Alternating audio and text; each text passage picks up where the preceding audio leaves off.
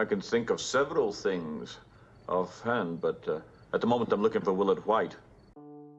Million-dollar legs, exquisite curves that once mesmerized the world. We once adored the endlessly long legs, the surreal, seductive thighs of the most glamorous women on the silver screen. They were like wonders of nature, symbols of the proud rise of women of color. But in the world of glamour and fame that was Hollywood in the 60s and 70s, that masterpiece was never truly a work of art. Have you ever wondered, when the curtain closes, what is the price paid for that deadly sex appeal? The lustful stares, the scrutinizing and crude gossip right on the film set? Or the daggers of envy and jealousy from those who called them sisters behind the scenes? We often whisper to each other, beauty is a weapon. But for these legendary black actresses, those legs were sometimes the cruelest life sentence bestowed by fate. Today, let's set aside the applause and flashing lights and embark on a journey to uncover the secrets of 9 black actresses with the most alluring legs in film history, ultimately seeking the answer to the question, is that beauty truly a gift from God? Or is it a passport to the darkest, loneliest corners behind the dazzling spotlight? 1. Paula Kelly, The Dance of the Killer Rose.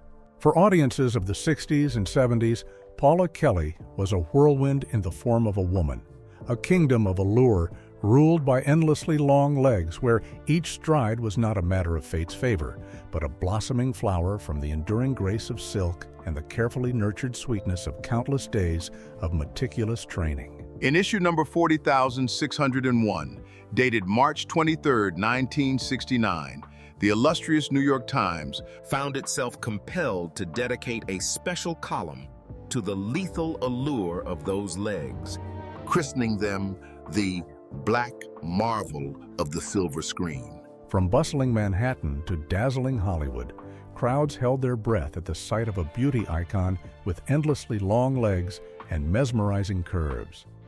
Each movement of those legs was both the softness of silk and the graceful allure of a black panther in the jungle. Utterly seductive, yet leaving one trembling as if before a tempting secret.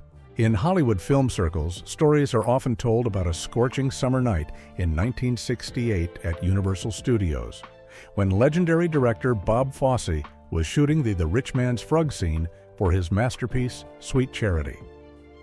Under the blazing studio lights, Paula Kelly embodied a true killer beauty. Her legs, a sculpture of silk and steel, not just danced, but were conquering the minds of those watching with their deadly curves. Critics at the time often whispered about Fosse's strange obsession with Paula.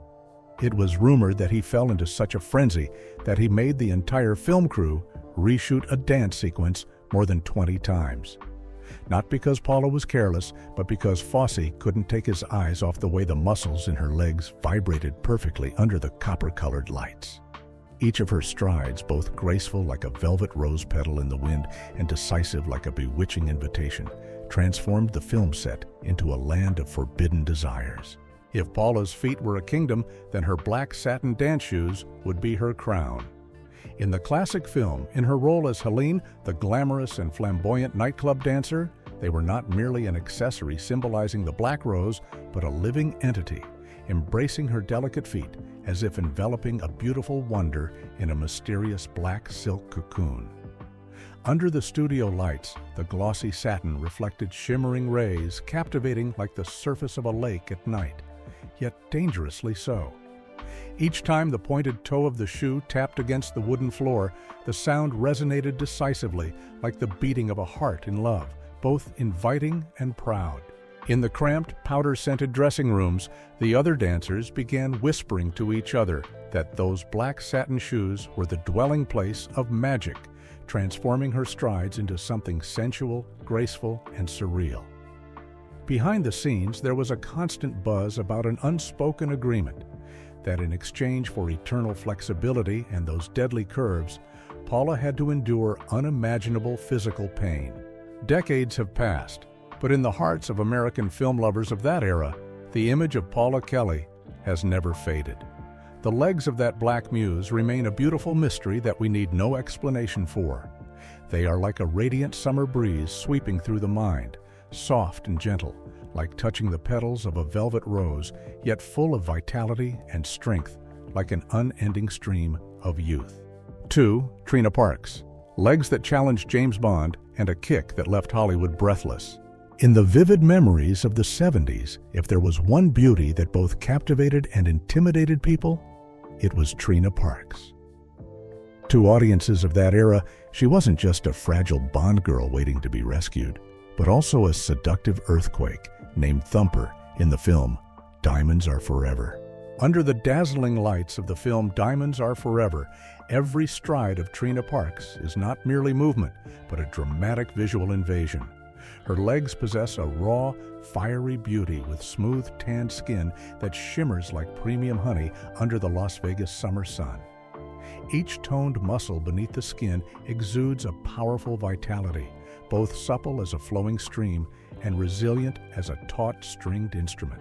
In the black showbiz world of the 1970s, where beauty was measured by endurance and sculpted features, Trina's legs were a physical marvel. Their length was disproportionate to her body, boasting toned thighs with clearly defined muscles that stood out with every movement, yet ending in surprisingly slender ankles. It was a paradoxical combination of the strength of a top athlete and the allure of a sensual muse. In fact, her perfect muscle mass and flawless skin made Trina's legs an icon of the black is beautiful trend that was booming in Hollywood at the time. In the breathtaking confrontation scene with James Bond, when Trina unleashed a powerful, decisive kick into the air, the exquisite curve of her legs created a seductive contrast between explosive power and ultimate femininity. Critics in theaters from New York to London at the time used the phrase, "an invasion of beauty," to describe her. Because those legs were not just beautiful to look at, they possessed an overwhelming power ready to shatter all outdated stereotypes of passive femininity. However, this overwhelming perfection inadvertently ignited a simmering storm of controversy behind the scenes of the Las Vegas film industry. The culmination of this tension was a dramatic scene that became a classic anecdote on the Las Vegas set. In a fight scene by the pool at billionaire Willard White's mansion, as Trina executed her famous chokehold, the atmosphere suddenly became tense due to an unexpected accident. Instead of a calculated feint, the weight and power from Trina's steel-like legs caused a seasoned stunt double to collapse with a serious neck injury. Director Guy Hamilton was shocked and ordered filming to stop immediately. Whispers of prejudice began spreading like a virus in the film industry. They argued that Trina's legs were too powerful, to the point that each of her leaps inadvertently choked and completely overshadowed Sean Connery's iconic masculinity. A Bond girl making the legendary James Bond look weak. That was something the conservatives of the time both feared and dared not confront. The impact of Trina Parks was so great that even Ursula Andress, the woman dubbed the goddess rising from the sea in Dr. No, couldn't hide her astonished adoration for the healthy, sensual beauty of these iconic Hollywood legs. Trina's legs are a fiery poem written with the strength and self-assurance of womanhood. Watching those muscles move beneath her honey-colored skin, I see a sensuality that transcends all stereotypes. Those are legs not meant to be a backdrop for men, but to make an empire kneel at her heels. Watching her energetic, vibrant strides, I understand that the era of show dolls is over. Was it perhaps the proud rise of female power? Or in truth, was it a hidden terror that always haunted the souls of men back then, as they were forced to accept a bitter truth? That the most enchanting legs are not those that know how to bow in submission, but those with enough strength to trample their arrogant egos into the very depths of the mud. 3. Tamara Dobson, Hollywood's provocative legs and dangerous slits. Tamara Dobson didn't enter cinema just to seek fame. She appeared like a magnificent dark storm, carrying out a visual invasion that stunned Hollywood. With her towering height of 1.88 meters, the star of Cleopatra Jones embodied a living wonder, a sensual earthquake that violently shook all the beauty standards of the 1970s. Imagine the moment she stepped out under the dazzling lights of a Hollywood film set. The space seemed to be drawn to a single point, her legs so long they seemed unreal. They were a masterpiece of nature, straight and proud like two towers carved from polished ebony, yet soft as flowing silk under the studio lights. Her skin, caressed by the light, shimmered with the mysterious hues of the night, mixed with the sweetness of fine chocolate, creating an irresistible, mesmerizing allure. But what truly takes one's breath away are the telling numbers about that breathtaking perfection. Standing at a towering 1.88 meters, 6 feet 2 inches, tall, Tamara possesses an anatomical proportion that defies all norms. Her legs account for over 110 centimeters, 44 inches, of her body length. This is a rare golden ratio where her firm, rounded thighs are sculpted like solid bronze, tapering down to her slender calves and ending at her gracefully toned ankles. The combination of this record-breaking length and perfect muscular curves creates an irresistible, mesmerizing allure. Under a wide-angle lens, those legs become an overwhelming, captivating entity, making supercars and surrounding men seem small and insignificant compared to the commanding presence of a modern-day Amazonian queen. However, those very money-making legs were the source of countless hilarious and awkward situations behind the scenes. Tamara Dobson was well aware of her God-given advantage. She always wanted that deadly charm to be admired and marveled at by the audience, the public, and the press. The tension began in the film studio's dressing room. Upon seeing the conservative outfits the designer presented, Tamara shook her head emphatically. She made a request that made everyone sweat. She wanted the dresses to have extremely high slits, higher than the usual ones. The reason the screen goddess gave was very practical. She was playing an action spy, not a lady strolling down the street.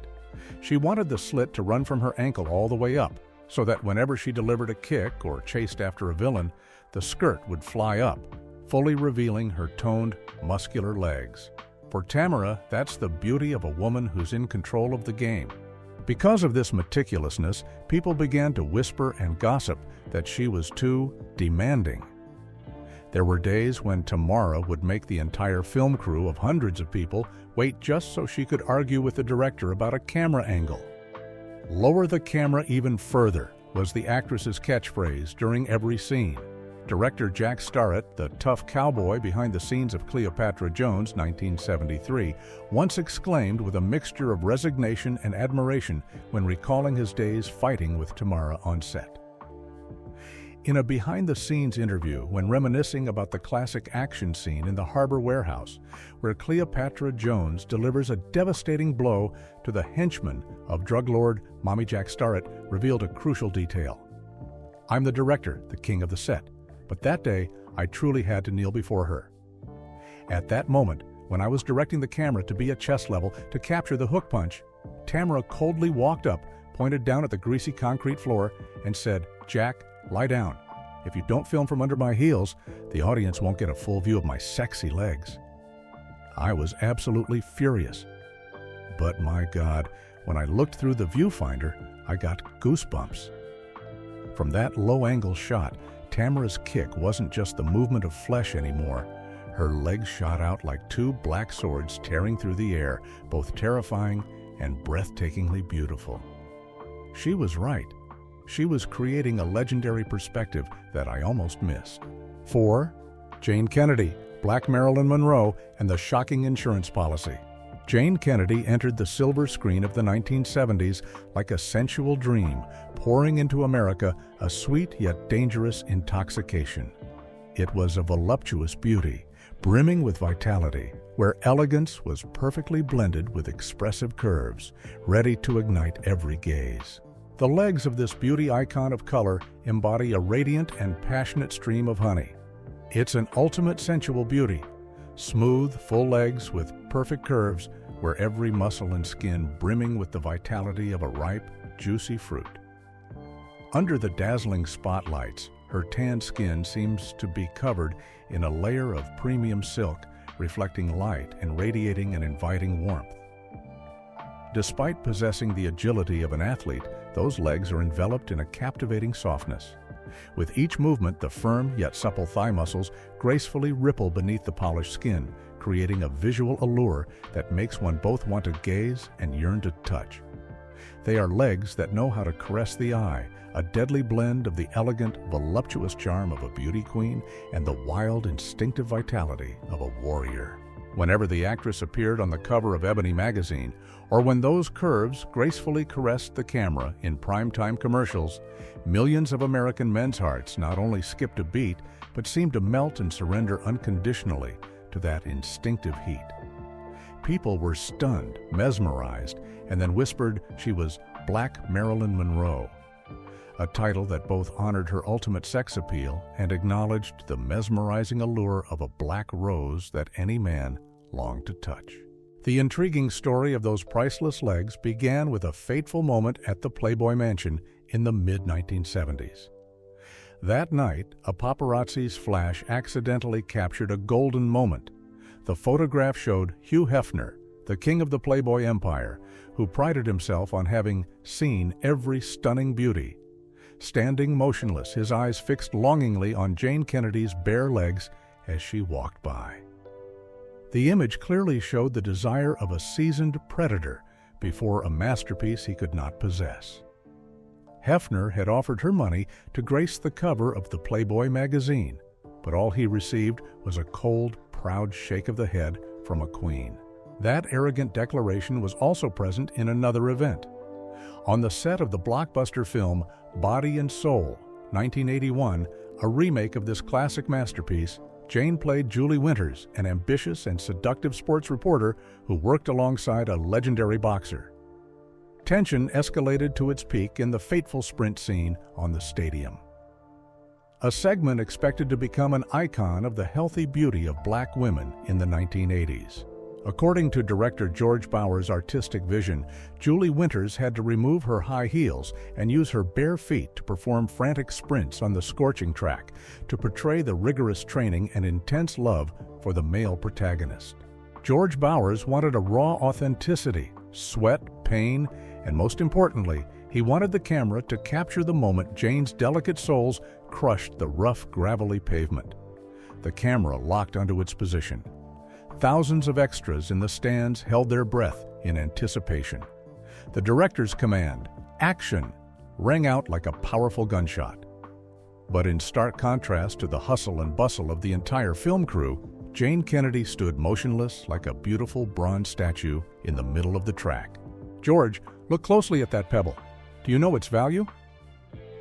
If my heel touches it and scratches it even a hair's breadth away, Lloyd's lawyers will be here tomorrow morning and seal all your cameras to settle the debt." George Bowers, from his position as a powerful director, suddenly turned pale. He understood Jayne wasn't joking.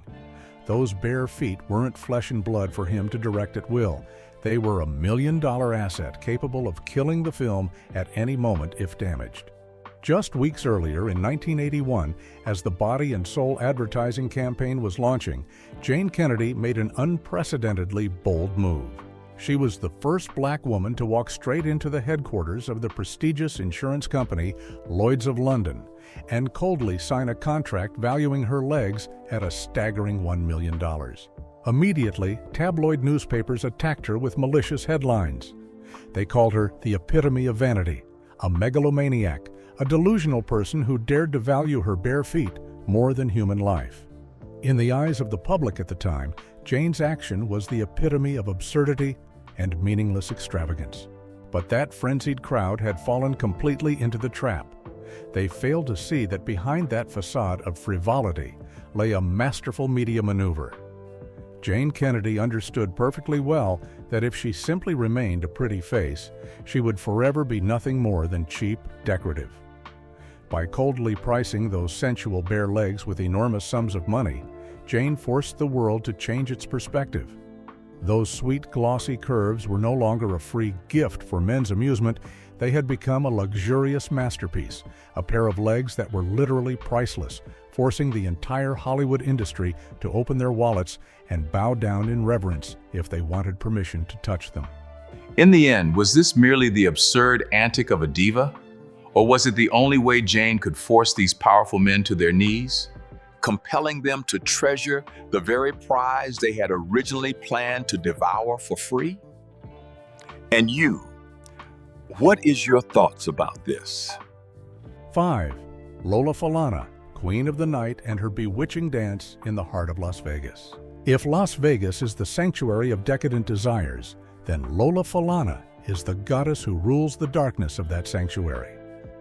Hollywood elites and the most notorious casino tycoons in Nevada worship the actress as the Black Pearl of the film capital.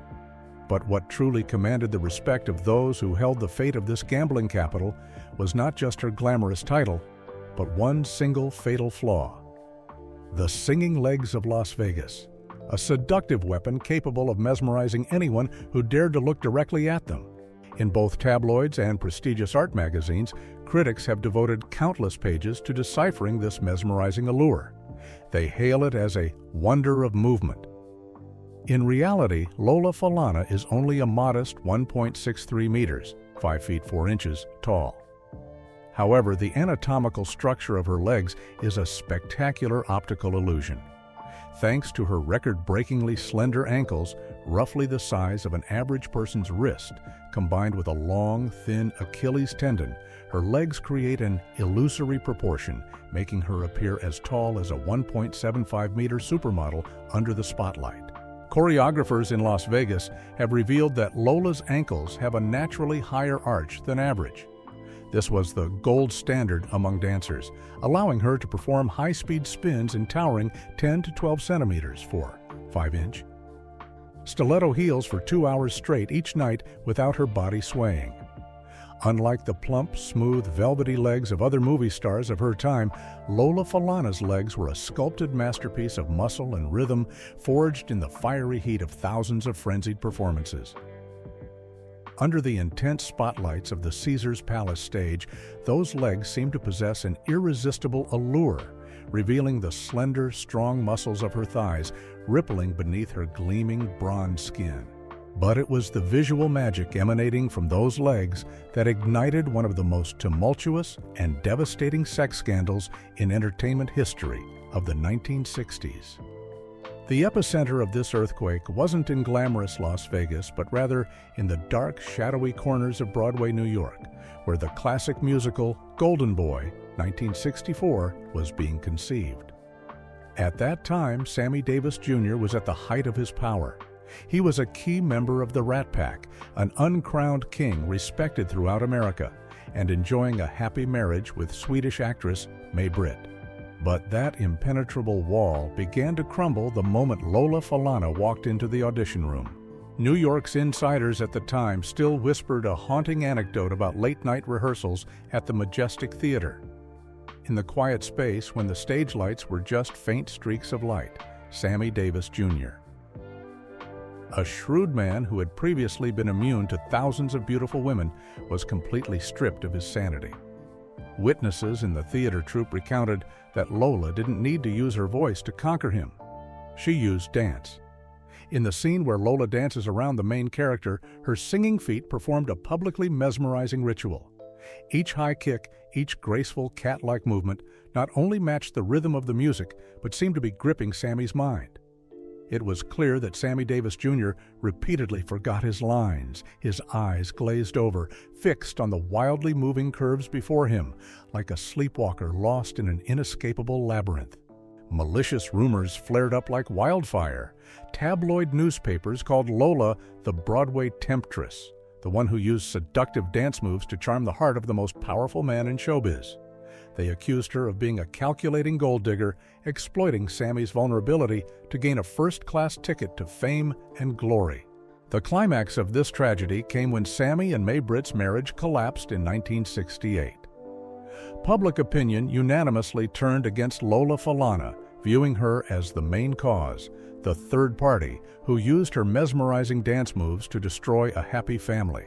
Lola Fana, once a talented dancer, suddenly donned the infamous cloak of a femme fatale, dangerous woman, the one who made a legend like Sammy Davis Jr. sacrifice his honor and family just to follow in her footsteps. In the dazzling yet cold world of Hollywood, breathtaking beauty is perhaps never a peaceful gift. It is a brilliant but risky power, where the line between being revered as a goddess and being destroyed by one's own allure is sometimes so thin that it's just a step away. 6. Jeanie Bell, The Sweet Trap and the Fears of Powerful Men. On a chilly autumn night in 1974, amidst the thick aroma of premium Havana cigars and the soft yellow light emanating from crystal chandeliers at a secluded Beverly Hills mansion, a cold judgment silently unfolded, permanently sealing the fate of a movie star. In a room upholstered in crimson velvet, where the only sound dared to be heard was the clinking of ice against crystal glasses, Roger Corman, the godfather of Hollywood independent cinema, sat huddled in a massive leather armchair. His sharp, calculating eyes narrowed, fixed on the screen displaying a rough cut of the action blockbuster TNT Jackson. As the film panned to Jeanie Bell's appearance, Corman unexpectedly raised his hand, adorned with a gold ring, signaling the camera to stop. He took a deep drag on his cigarette, exhaling a thick cloud of smoke into the silent room, then delivered a shocking declaration that sent the entire room into a frenzy. "Do you see what I'm seeing? This isn't acting, this is provocation. She's performing a public sexual act with the camera. She's turned this cinematic sanctuary into her own flesh-filled, seductive bed." If this drug gets into theaters, that poor male lead will instantly become impotent, because I bet every man in the theater will be willing to forget the film just to die at her feet. Roger Corman's prejudiced pronouncement didn't simply remain within the soundproof walls of his mansion. It triggered a ruthless destruction mechanism that spread throughout Hollywood, ending Jeanie Bell's career in a single day. In closed-door meetings of Hollywood producers, Jeanie Bell's name was crossed off the list of potential actors for a reason that sounded ridiculous but carried weight: poison for leading men. Directors whispered to each other that casting Jeanie in action films was a suicidal move, as she would turn any muscular hero beside her into a mere clown. No one wanted to pay millions of dollars for a male star only to have him completely overshadowed by a kick from a supporting actress. Jeanie Bell's beauty is a symphony of mesmerizing paradoxes, and especially the surreal legs that this iconic black sex symbol possesses are the focal point of every longing gaze whenever she appears on screen. Under the mesmerizing lights of the film set, those legs appear like a strip of premium chocolate silk, glossy and smooth under the sensual heat. But hidden beneath that soft skin are the toned thigh muscles of a black belt boxer. Tragically, it was this very transcendent allure that cast Jeanie Bell's most beautiful films into eternal obscurity. From the position of a rising action star, Jeanie was forced back into the narrow cage of pretty face roles. The scripts she received became increasingly thin in content, but filled with meaningless scenes of nudity. In the press, the media joined in to nail her to the cross of prejudice. Instead of praising her martial arts skills or acting, tabloids ran derogatory and sexually suggestive headlines, such as "Black Sex Bomb," "Hollywood's Most Dangerous Toy," or "Attention Stealer." They stripped her of the title actress and replaced it with empty flattery for actresses who only knew how to undress. But all that public backlash was just the prelude. The real fatal blow that permanently cut short Jeanie Bell's path to glory came on a bleak winter day in 1972. The moment a secret audition took place that silently and completely changed the face of the classic spy film genre in a way few could have predicted.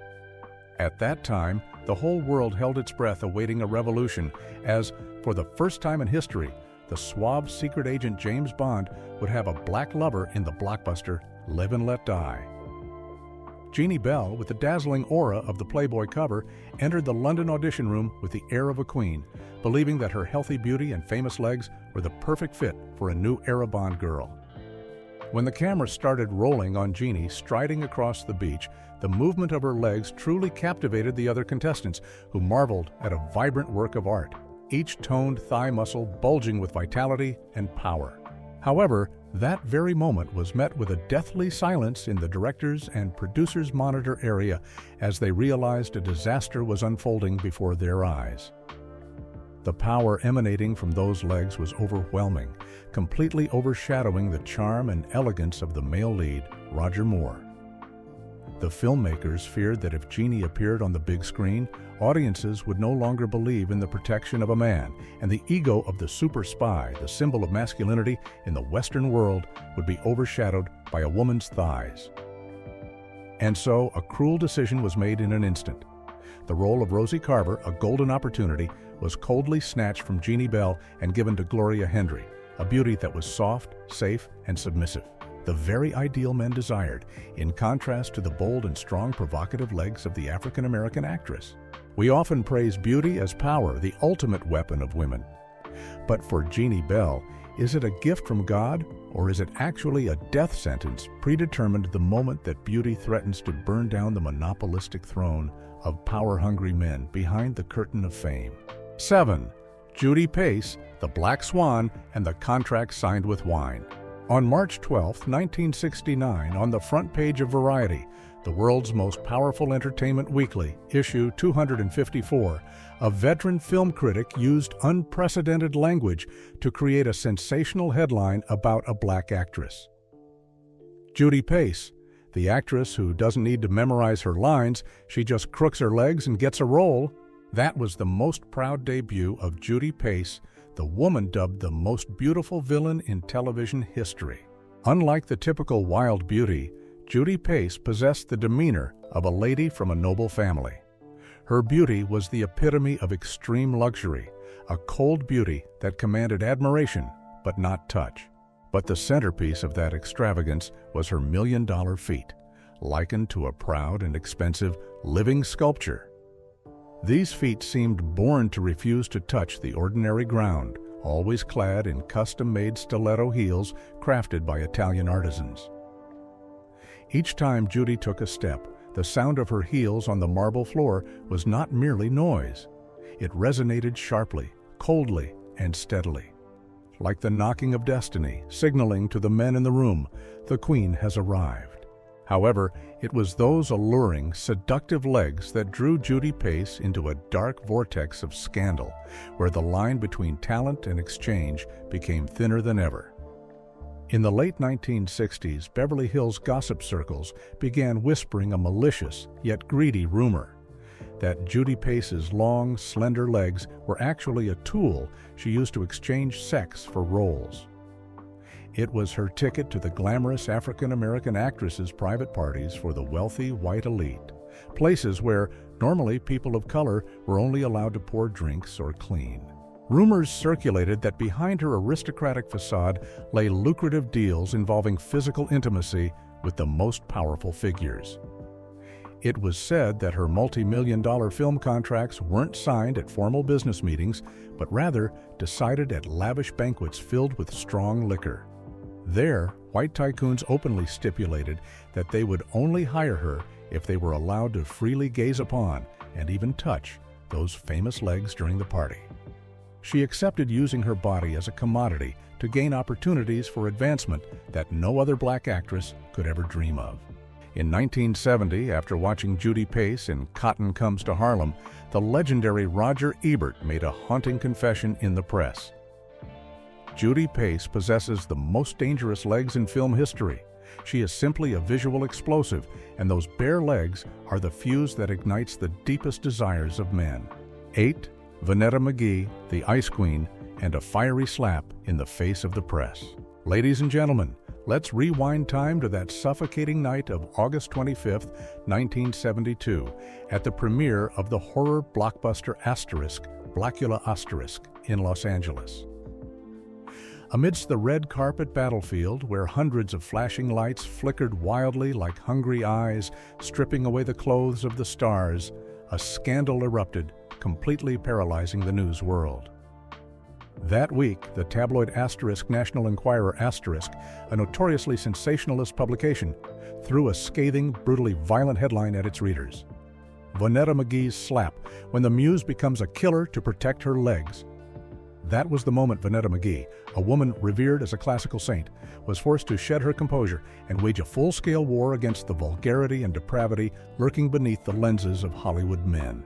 In an era dominated by the voluptuous curves and flesh-filled curves of blaxploitation films, Vanetta McGee stood out like a cold, aloof sculpture, completely detached from the noisy crowd.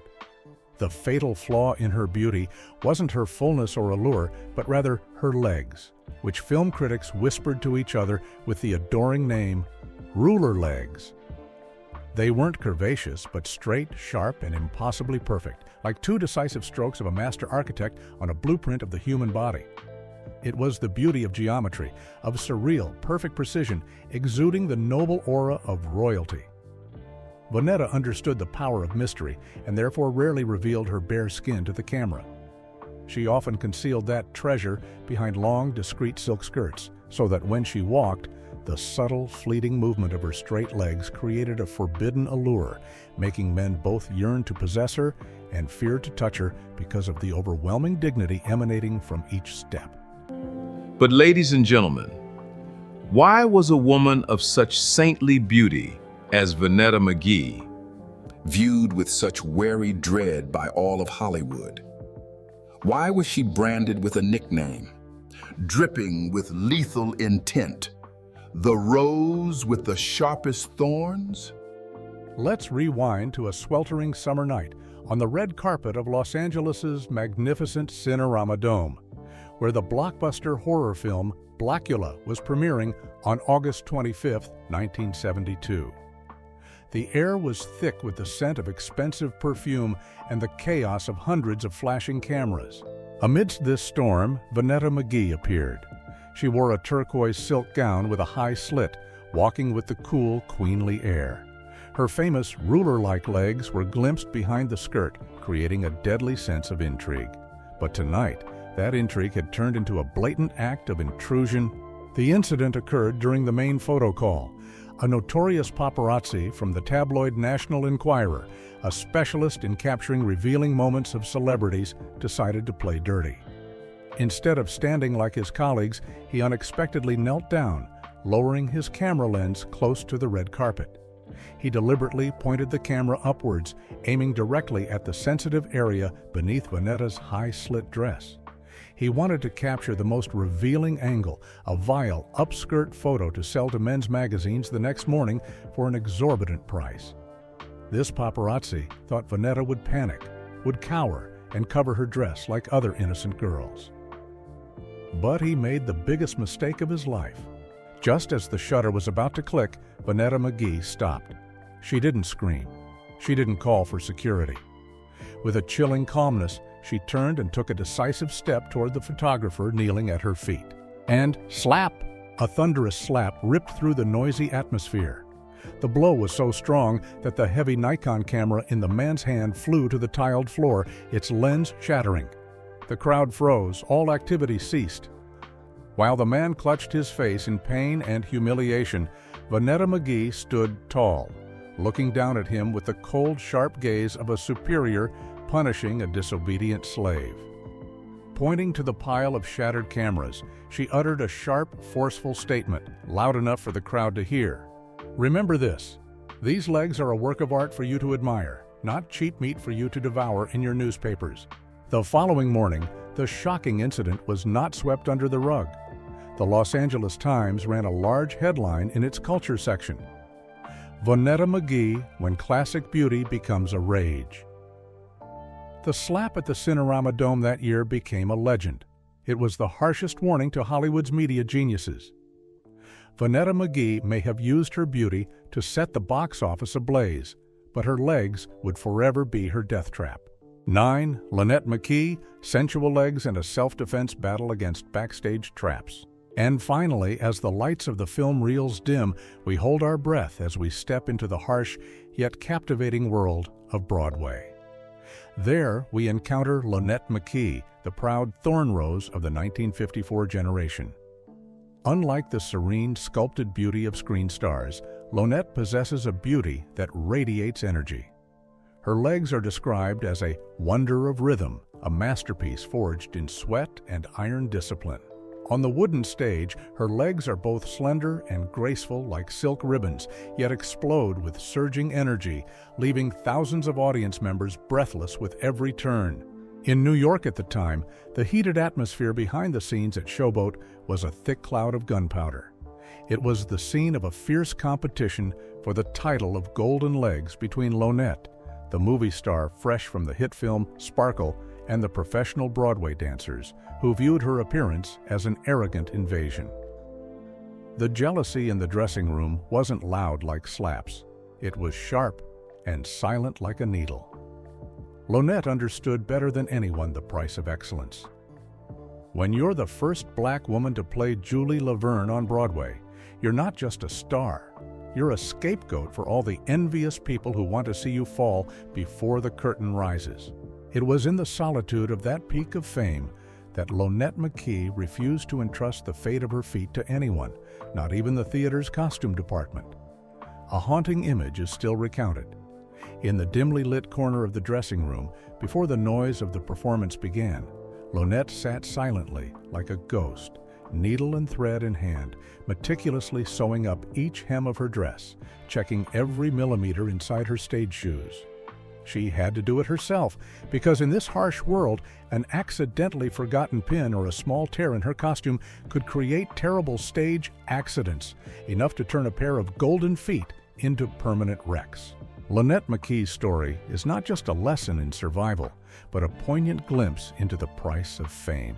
The image of a star having to sew up every stitch herself in the shadows backstage is the most powerful indictment of the coldness of the entertainment world, a glamorous system ready to exploit the talent of artists, yet leaving them completely alone in their fight to protect their dignity and safety.